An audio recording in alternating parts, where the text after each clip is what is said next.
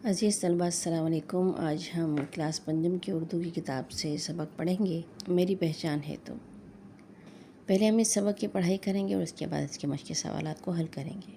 تو سب سے پہلے تلفظ سیکھیے: احترام، عقیدت، مخمس، پاکیزہ، اخوت، فخر۔ ٹیلی ویژن پر 23 مارچ کی تقریب دکھائی جا رہی تھی۔ سب گھر والے بہت شوق سے یہ تقریب دیکھ رہے تھے۔ جیسے ہی قومی ترانہ شروع ہوا، سب گھر والے قومی ترانے کے احترام میں کھڑے ہو گئے۔ سارہ بھی سب کو دیکھ کر کھڑی ہو گئی۔ قومی ترانے کے اختتام پر جب سب بیٹھ گئے تو سارہ نے بے چینی سے پوچھا: سارہ، ابو جان آپ سب کیوں کھڑے ہو گئے تھے؟ ابو جان، جب بھی قومی ترانہ پڑھا جا رہا ہو اس کے احترام میں کھڑے ہو جانا چاہیے۔ سارہ: ابو جان ایسا تو صرف اسکول میں کرتے ہیں جب صبح اسمبلی میں ترانہ پڑھا جاتا ہے۔ ابو جان: پیاری بیٹی، پھر تو آپ نے ترانے کا اصل مقصد ہی نہیں سمجھا۔ آج میں آپ کو قومی ترانے کے بارے میں کچھ اہم اور دلچسپ باتیں بتاؤں گا۔ ابو جان کی باتیں سننے کے لیے گھر والے بھی وہیں اکٹھے ہو گئے۔ انہوں نے احمد سے پوچھا: بیٹا، آپ قومی ترانے کے بارے میں کیا جانتے ہیں؟ احمد: ابو جان، دنیا کی ہر قوم کا کوئی نہ کوئی ترانہ ہوتا ہے جسے ہم قومی ترانہ کہتے ہیں، جو قوم کو بیدار کرتا ہے، اس کے افراد میں فخر، عقیدت اور وطن سے محبت کے جذبے کو ابھارتا ہے، انہیں شاندار مستقبل کی نوید سناتا ہے۔ ابو جان: شاباش شازیہ بیٹی، کیا آپ قومی ترانے کے بارے میں کچھ جانتی ہیں؟ شازیہ: ابو جان، ہمارا قومی ترانہ مشہور شاعر حفیظ جالندھری نے تخلیق کیا۔ اس کی دھن ایک سندھی موسیقار احمد غلام علی شاگلہ نے بنائی تھی۔ ابو جان: بہت خوب، اور مزے کی بات تو یہ ہے کہ دھن پہلے بنائی گئی اور ترانے کے بول بعد میں لکھے گئے تھے۔ ہمارا قومی ترانہ پہلی بار 31 اگست 1954 کو ریڈیو پاکستان سے نشر ہوا۔ پورا قومی ترانہ مکمل ہونے میں تقریباً 1 منٹ اور 20 سیکنڈ لگتے ہیں۔ سارہ: ابو جان، کیا ہی اچھا ہو اگر آپ ہمیں قومی ترانے کے اشعار کا مطلب بھی بتا دیں۔ ابو جان: بچوں، ہمارے قومی ترانے میں کل 3 بند ہیں۔ ہر بند میں 2 سے زیادہ مصرعے ہوتے ہیں۔ ہماری قومی ترانے کے ہر بند میں 5 مصرعے ہیں۔ 5 مصرعوں والی نظم کو مخمس کہتے ہیں، یعنی ہمارا قومی ترانہ مخمس پہ ہے۔ ہر بند حرف پے سے شروع ہوتا ہے۔ آئیے اب قومی ترانے کا مطلب جانتے ہیں۔ قومی ترانے کے پہلے بند کا شعر ہے: پاک سر زمین شاد باد، کشور حسین شاد باد۔ ہم اپنے ملک کی زمین کو پاک سر زمین کہتے ہیں۔ شاد باد کا مطلب ہے خوش رہو یا خوش رہے۔ یہ ایک دعا ہے، یعنی اے میرے وطن کی پاکیزہ زمین، تو ہمیشہ خوش رہے۔ کشور کا معنی ہے ملک یا وطن۔ پہلے مصرعے کی طرح دوسرا مصرعہ بھی ایک دعا ہی ہے، یعنی اے میرے خوبصورت ملک، تو ہمیشہ خوشیوں سے بھرا رہے۔ اگلا شعر ہے: تو نشان عزم علی شان ارض پاکستان۔ عزم سے مراد پکا ارادہ ہے اور علی شان کا مطلب ہے اونچی شان والا۔ ہمارے بزرگوں نے یہ وطن بہت سی قربانیاں دے کر حاصل کیا تھا۔ انہوں نے پاکستان بنانے کا پکا ارادہ کر لیا تھا۔ تو اس شعر کا مطلب یہ ہوا کہ پاک سرزمین تو ہمارے بزرگوں کے شاندار عزم اور ان کے پکے ارادے کی نشانی ہے۔ پہلے بند کا آخری مصرعہ ہے: مرکز یقین شاد باد۔ مرکز درمیان یا بیچ والی جگہ کو کہتے ہیں جس کے ارد گرد تمام چیزیں گردش کرتی ہیں، یعنی اے ہمارے ایمان اور یقین کا یہ مرکز سدا خوش رہے۔ دوسرے بند کا پہلا شعر ہے: پاک سرزمین کا نظام، قوت اخوت عوام۔ قوت کا مطلب ہے طاقت اور اخوت کا مطلب ہے بھائی چارہ، یعنی پاکستان میں بسنے والے سب لوگ آپس میں بھائی بھائی ہیں۔ ان کے بھائی چارے اور اتحاد کی طاقت سے ملک کا نظام چلتا ہے۔ دوسرے بند کے دوسرے شعر کو دیکھیے: قوم ملک سلطنت پائندہ تابندہ باد۔ پائندہ یعنی ہمیشہ قائم رہنے والا اور تابندہ یعنی چمکنے والا۔ بات کا مطلب رہے۔ اس شعر کا مطلب ہے ہماری قوم، ہمارا ملک، ہماری یہ سلطنت ہمیشہ قائم رہے اور چمکتی دمکتی رہے۔ دوسرے بند کا 5واں مصرعہ ہے: شاد باد منزل مراد۔ بر صغیر کے مسلمانوں کی خواہش تھی کہ یہاں ایک الگ اسلامی مملکت قائم ہو جائے۔ ان کی خواہش پوری ہوئی۔ اس مصرعے میں دعا دی گئی ہے کہ ہماری امیدوں اور مرادوں کی یہ منزل ہمیشہ خوشیوں سے بھری رہے۔ اب تیسرے اور آخری بند کی باری تھی۔ ابو جان، تیسرے اور آخری بند کا پہلا شعر ہے: پرچم ستارہ و ہلال، رہبر ترقی و کمال۔ اس کا مطلب ہے ہمارا پرچم چاند اور ستارے والا ہے۔ یہ پرچم زندگی کے ہر شعبے میں ترقی اور عظمت کی طرف ہماری رہنمائی کرتا ہے۔ اگلا شعر ہے: ترجمان ماضی شان حال جان استقبال، یعنی یہ سب پرچم ہماری شاندار ماضی کی کہانی بیان کرنے کے ساتھ ساتھ موجودہ زمانے میں بھی ہماری شان بڑھاتا ہے۔ ہمارے مستقبل کی جان بھی سب سے لالی پرچم ہے۔ آخری بند کا آخری مصرع ہے سایہ خدائے ذوالجلال۔ اس مصرع میں کہا گیا ہے کہ ہمارا پرچم ہم پر خدا کا سایہ ہے، اس خدا کا سایہ جو بڑی بزرگی والا ہے، بڑی عظمت والا ہے۔ ابو جان نے جس طریقے سے قومی ترانے کا مطلب بتایا تھا سب اس سے بہت خوش تھے۔ سارا: ابو جان مجھے تو اپنے وطن اس کے ترانے سے پہلے سے بھی زیادہ محبت ہو گئی ہے، میں ہمیشہ اپنے قومی ترانے کا احترام کروں گی۔ سب بچوں نے مل کے نعرہ لگایا، پاکستان زندہ باد۔ بچوں، ہم نے سیکھا کہ ہر ملک کا ایک ترانہ ہوتا ہے جو اس کی شناخت ہوتا ہے، اس کی پہچان ہوتا ہے، اور قومی ترانہ جب بھی پڑھا جائے تو آپ اس کے احترام کھڑے ہو جائیں۔ اور ہمارا قومی ترانہ حفیظ جلندھری نے لکھا اور اس کی موسیقی احمد غلام علی شاگلہ نے ترتیب دی تھی، اور ہمارے قومی ترانے میں وطن عزیز کے لیے اچھی خواہشات اور نیک تمناؤں کا اظہار کیا گیا ہے۔ اب بچوں بڑھتے ہیں اس سبق کی مشق کی طرف۔ پڑھیے اور سمجھیے۔ دیے گئے عام استعمال میں شامل مشکل الفاظ کو پہچان کر ان کے معنی سمجھیں اور انہیں جملوں میں استعمال کریں۔ پہلا لفظ ہے احترام۔ احترام کے معنی عزت۔ جب قومی ترانہ پڑھا جائے تو اس کے احترام میں کھڑے ہو جانا چاہیے۔ پاکیزہ کے معنی ہے پاک، اپنے خیالات کو ہمیشہ پاکیزہ رکھنا چاہیے۔ نوید کا معنی ہے خوشخبری۔ سارا نے گھر آتے ہی سب کو اپنے فرسٹ آنے کی نوید سنائی۔ بیدار کا مطلب ہے جاگا ہوا۔ علامہ اقبال نے اپنی شاعری سے قوم کو خواب غفلت سے بیدار کیا۔ عظمت کا معنی ہے شان و شوکت۔ اللہ بڑی عظمت و بزرگی والا ہے۔ رہبر کے معنی ہے رہنما، قائد اعظم ہمارے رہبر ہے۔ زبان سیکھی۔ دیے گئے الفاظ کے اعراب کی تبدیلی کو مد نظر رکھتے ہوئے اس طرح جملے بنائیں کہ ان کے معنی کی تبدیلی واضح ہو جائے۔ بچوں دیکھیں، اعراب کے معنی ہوتے ہیں زیر زبر پیش۔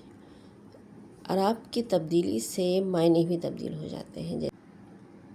اس میں پہلا لفظ ہے دل، تو اس میں دال کے اوپر زبر ہے، تو اس کا جملہ ہے فصل پر ٹڈی دل نے حملہ کر دیا۔ پھر زبر ہٹا کے جب زیر لگا دیں گے تو یہ ہو جائے گا دل۔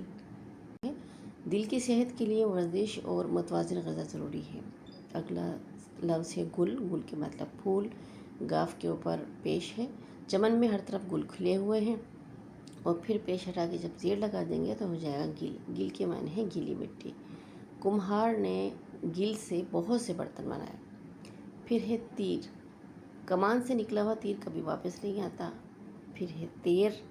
بطخ پانی میں تیر رہی تھی۔ تیر مطلب سوئمنگ کرنا۔ اگلا لفظ ہے کشتی۔ کشتی کی سیر ایک دلچسپ تفریح ہے۔ پھر پیش لگا دیں اگر کاف پر تو بن جائے گا کشتی۔ گاؤں میں کشتی کا مقابلہ ہوا۔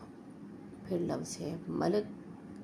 عربی زبان میں ملک فرشتے کو کہتے ہیں، اور پھر پیش اگر میم پر لگا دیں گے تو بن جائے گا ملک۔ مجھے اپنے ملک سے بہت محبت ہے۔ اعراب کی تبدیلی یعنی زیر زبر پیش کی تبدیلی سے تلفظ بھی بدل جاتا ہے اور اس کے معنی بھی بدل جاتے ہیں، تو اس بات کا خاص خیال رکھنا چاہیے کہ جو لفظ آپ لکھتے ہیں اس میں آپ کو معلوم ہونا چاہیے کہ زبر کا استعمال ہوگا یا زیر کا، تاکہ آپ کا تلفظ بھی ٹھیک رہے اور آپ اس کو صحیح معنوں میں استعمال کریں۔ یہاں پر کچھ مترادف الفاظ آپ کو بنانے ہیں۔ مترادف ایسے الفاظ کو کہتے ہیں جن کے ایک جیسے معنی ہوں۔ اب مندرجہ ذیل الفاظ کے مترادف لکھیے۔ امیر، اس کا مترادف ہے دولت مند۔ اونچا کا مترادف ہے بلند، اور ان پڑھ کا مترادف ہے جاہل۔ یعنی دونوں الفاظ جو میں نے آپ کو بتائے ہیں ان کے ایک ہی جیسے معنی ہیں۔ اب ہے سمجھیے اور لکھیے۔ دیے ہوئے سوالوں کا جواب لکھیے۔ قومی ترانے کے پہلے بند کا مفہوم لکھیے۔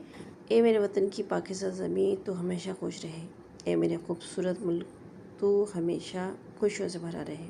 پاک سرزمین، پاک سرزمین تو ہمارے بزرگوں کو شاندار عزم اور ان کے پکے ارادے کی نشانی ہے۔ ہماری ایمان اور یقین کا مرکز سدا خوش رہے۔ پاک سرزمین کا نظام قوت یا اخوت عوام کا کیا مطلب ہے؟ اس کا جواب ہے کہ قوت کا معنی ہے طاقت، اور اخوت کا مطلب ہے بھائی چارہ، یعنی پاکستان میں بسنے والے سب لوگ آپس میں بھائی بھائی ہیں۔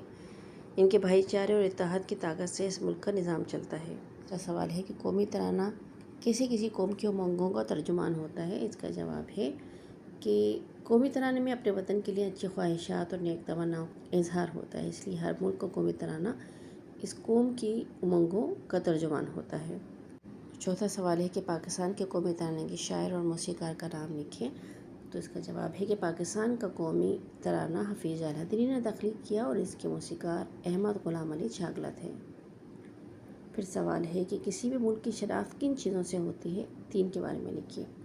تو جواب ہے کہ کسی بھی ملک کی شناخت اس ملک کے قومی ترانے، قومی پرچم اور لباس سے ہوتی ہے۔ اب بچوں ہے مکالمہ نویسی۔ مکالمہ نویسی کسے کہتے ہیں؟ پہلے اس کے بارے میں جان لیتے ہیں کہ 2 فریقوں کے درمیان کسی ایک مقررہ موضوع پر گفتگو کو مکالمہ کہتے ہیں۔ مثلاً استاد شاگرد کے درمیان مکالمہ، 2 سہیلیوں کے درمیان مکالمہ، ڈاکٹر اور مریض کے درمیان مکالمہ، دکاندار اور گاہک کے درمیان مکالمہ وغیرہ وغیرہ۔ مکالمہ لکھتے وقت اس بات کا خیال رکھا جاتا ہے مکالمے کی زبان فریقوں کی علمی اور ذہنی استعداد، عہدے، عمر اور حیثیت کے مطابق ہو۔ لمبے اور طویل جملوں کے بجائے مختصر جملے استعمال کیے جانے چاہئیں۔ مکالمے کے فریق موضوع کے ہر ممکنہ پہلو پر روشنی ڈالیں۔ مکالمے کا باقاعدہ آغاز اور اختتام ہونا چاہیے۔ مثلاً گاہک اور دکاندار کے درمیان مہنگائی کے موضوع پہ مکالمہ کچھ یوں ہوگا: ایک گاہک سبزی فروش کی دکان میں داخل ہوتا ہے۔ گاہک دکان میں داخل ہوتے ہوئے: السلام علیکم۔ سبزی فروش اٹھتے ہوئے: وعلیکم السلام، فرمائیے کیا خدمت کر سکتا ہوں؟ گاہک: بس کچھ پھل اور 2-4 سبزیاں خریدنی ہیں۔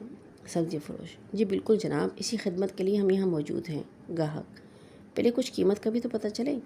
سبزی فروش فہرست دیتے ہوئے: یہ لیجیے جناب، زرعی انتظامیہ کی طرف سے تمام پھلوں اور سبزیوں کی مقررہ کردہ قیمتوں کی فہرست۔ گاہک حیرانی سے: ارے یہ تو سبھی چیزوں کی قیمتیں آسمان کو چھو رہی ہیں، کچھ تو خدا کو خوف کرو۔ سبزی فروش: بس یہ کیا کریں، ہمیں بھی چیزیں اسی قیمت میں ملتی ہیں، بس تھوڑا سا منافع رکھ کے فروخت کرتے ہیں۔ گاہک: ہر طرف ہی مہنگائی کا رونا رویا جا رہا ہے۔ سبزی فروش: جی قیمتیں تو ساری زرعی انتظامیہ نے مقرر کی ہیں۔ گاہک: چلو ٹھیک ہے، پھول گوبھی، پالک، مٹر، پیاز اور آلو دے دو۔ سبزی فروش تمام سبزیاں دیتے ہوئے: کچھ اور جناب؟ گاہک: سبز مرچ، دھنیا اور پودینہ بھی دینا بھی نہ بھولنا۔ سبزی فروش سب چیزیں کپڑے کے ایک تھیلے میں ڈالتے ہوئے: لیجیے جناب۔ گاہک پیسے نکالتے ہوئے: کل کتنی رقم ہو گئی؟ سبزی فروش گاہک کو رقم بتا کر پیسے وصول کرتے ہوئے: بہت شکریہ جناب۔ گاہک: بہت شکریہ، خدا حافظ۔ سبزی فروش: خدا حافظ۔ گاہک سبزی فروش کی دکان سے رخصت ہو جاتا ہے۔ بچوں یعنی اب آپ کو سمجھ میں آ گیا ہوگا کہ مکالمہ کس طرح لکھتے ہیں اور کسے کہتے ہیں۔ یعنی کہ جب مکالمہ لکھا جاتا ہے تو جن 2 افراد کے درمیان کا مکالمہ آپ لوگ لکھ رہے ہیں، آپ یہ غور کریں کہ وہ ہیں کون۔ اگر سبزی فروش ہے تو ذہنی اور علمی استعداد کے مطابق آپ کو لکھنا ہے۔ سچویشن جو صورتحال ہوگی اس کے مطابق آپ کو مکالمہ لکھنا ہے۔ مکالمے میں بہت لمبے لمبے جملے استعمال نہیں کرنے، چھوٹے چھوٹے جملوں میں اپنی بات کہہ دینی ہے، اور تقریباً جو ممکنہ گفتگو ہو سکتی ہے جن 2 افراد کے درمیان ایک سچویشن کے حوالے سے، ایک صورتحال پر، کوشش کریں کہ سارے صورتحال پر اس مکالمے میں گفتگو ہو جائے۔ اب آپ کو مکالمہ لکھنا ہے۔ 2 دوستوں کے درمیان امتحان کی تیاری کے موضوع پر مکالمہ تحریر کریں۔ قاسم: السلام علیکم، خیریت ہے؟ اتنی جلدی میں کہاں جا رہے ہو؟ ریحان: وعلیکم السلام، ریاضی کی کتاب لینے جا رہا ہوں۔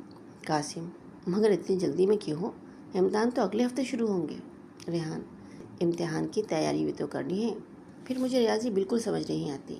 قاسم: پریشان مت ہو، میں تمہیں ریاضی سمجھا دوں گا۔ ریحان: بہت شکریہ جناب، مگر آپ مجھے کس وقت سمجھائیں گے؟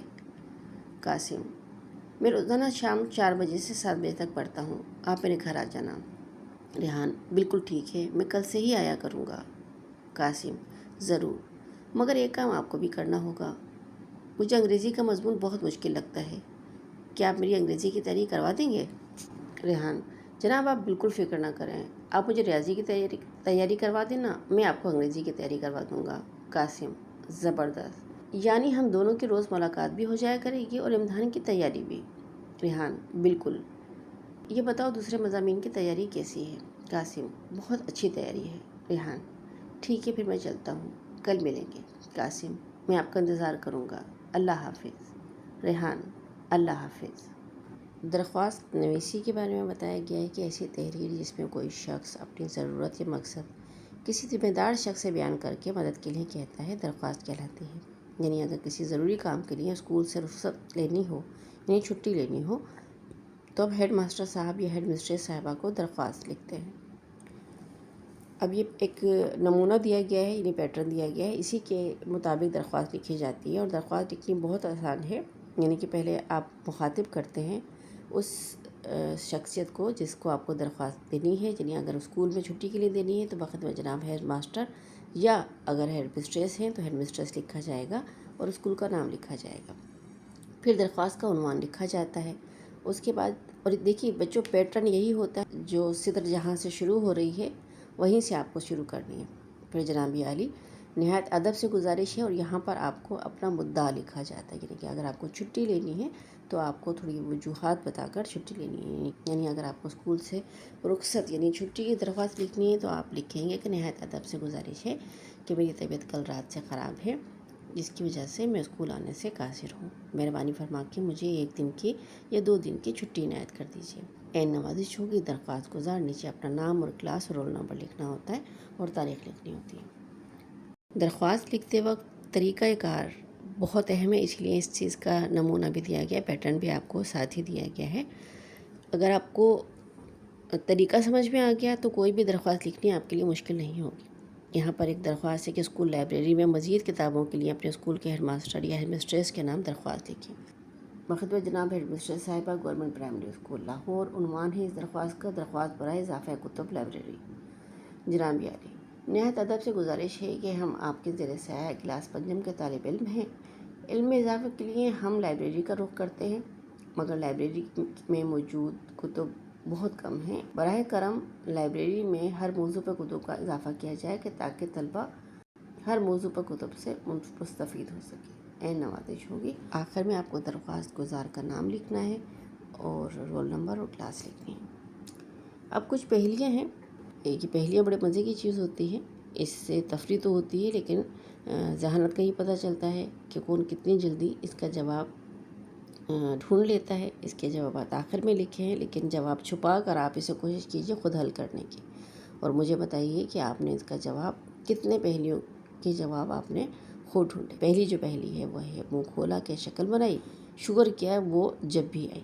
اب وہ ایسی کیا چیز ہو سکتی ہے جس کے لیے منہ بھی پورا کھولا جاتا ہے اور شکل بھی بنتی ہے تھوڑی سی، اور جب بھی وہ آ جاتی ہے تو پھر شکر ادا کیا جائے۔ دوسری ہے: شیشے کا ہے ایک مکان، اندر ہے لوہے کا سامان۔ تیسری ہے: چپکا بیٹھا بور کرے، تھپڑ مارو شور کرے۔ پھر ہے: دیکھی ہم نے ایک مشین، کھانے پینے کی شوقین، جب چاہو وہ کھولے پیٹ، اس میں لے ہر چیز سمیٹ۔ پھر ہے: تن پتلی سر کی موٹی، ہلکی پھلکی قد کی چھوٹی، سر پٹخے اور تیش میں آئے، اگلے شعلہ آگ لگائے۔ پھر ہے: ایک گھر کے 2 ہیں لڑکے، روزانہ دکھاتے کھیل، کبھی نہ ان کو لڑتے دیکھا، ایسا ان کا میل۔ اب یہ پہلیاں ہیں، یہ پہلیاں آپ اپنے گھر والوں سے ہی پوچھیے، بہن بھائی اور امی ابو سے ہی پوچھیے، اور دیکھیے کہ وہ اس پہلی کا جواب کتنی جلدی دیتے ہیں، ٹھیک ہے؟ اور آپ کو کتنی پہلیوں کے جواب آ گئے فوراً جواب دیکھے بغیر؟ آپ کو جواب سوجھ گیا تو آپ کمنٹ سیکشن میں مجھے ضرور بتائیے گا۔ اچھا، کچھ لطائف ہے۔ لطائف مطلب لطیفے، ان کو انگلش میں جوک کہا جاتا ہے۔ ایک لڑکا سڑک پہ بھیک مانگ رہا تھا۔ ایک عورت نے کہا: تمہیں شرم نہیں آتی؟ تمہاری عمر کے لڑکے تو اسکول جاتے ہیں۔ وہاں بھی گیا تھا مگر کسی نے 1 پیسہ بھی نہیں دیا، لڑکے نے جواب دیا۔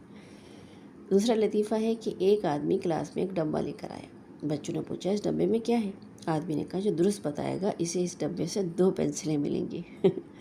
بہت مزیدار لطیفے ہیں، اور اگر آپ کو کوئی لطیفہ آتا ہے کمنٹ سیکشن میں ضرور شیئر کیجیے گا۔ امید ہے بچوں یہ آپ کو سبق بھی سمجھ آ گیا ہوگا اور اس کے مشقی سوالات بھی۔ اگر آپ کو ویڈیو پسند آئی ہے تو اسے اپنے دوست کے ساتھ ضرور شیئر کیجیے گا، اور لائک اور سبسکرائب بھی چینل کو کر دیں۔ خوش رہیے، سلامت رہیے۔ آپ کا بہت بہت شکریہ۔ اللہ حافظ۔